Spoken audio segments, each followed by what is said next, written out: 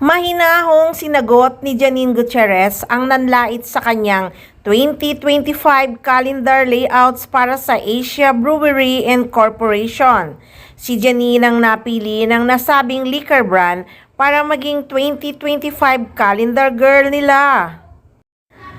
Pinakilala nga si Janine bilang kanilang calendar girl noong nakaraang December 2, 2024 sa Green Sun Hotel, Makati City. Sa kanyang Instagram noong December 16, 2024, may isang netizens na nagkomento na grabe umano ang pagkaka-edit sa 4 na layouts ng mga larawang ginamit sa kalendaryo. Payat daw siya sa mga larawan pero nung official launch sa kanya bilang endorser ay ang taba daw niya. Buong komento nito, grabe pagkaka-edit napakanipis niya sa mga photo niya. Pero nung launching ang taba niya.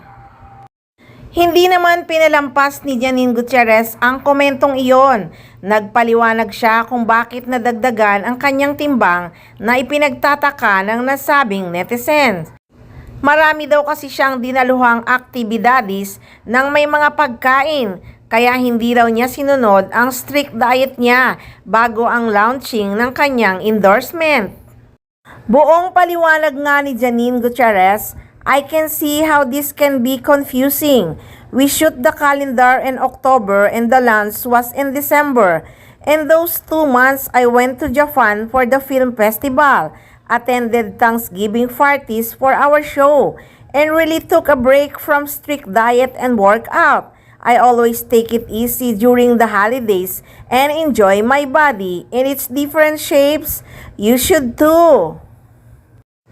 Hinangaan talaga ng mga netizens ang pagiging chill ni Janine Gutierrez sa buzzer.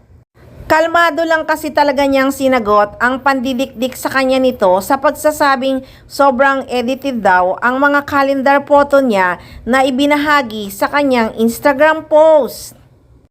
Hindi naman talaga nakakapagtaka kung medyo nagkalaman si Janine Gutierrez nitong nakaraang buwan dahil hindi ba nag-food trip nga sila sa Japan at talagang food is life yan si Janine, sobrang takaw talaga niyan. Nako, kung tutuusin, hindi na kailangan magpaliwanag pa sa mga taong ganyan talagang mag-isip. Wala lang talagang masabing maganda yan tungkol kay Janine Gutierrez. Lahat pupunahin nila, mabas lang nila ang actress.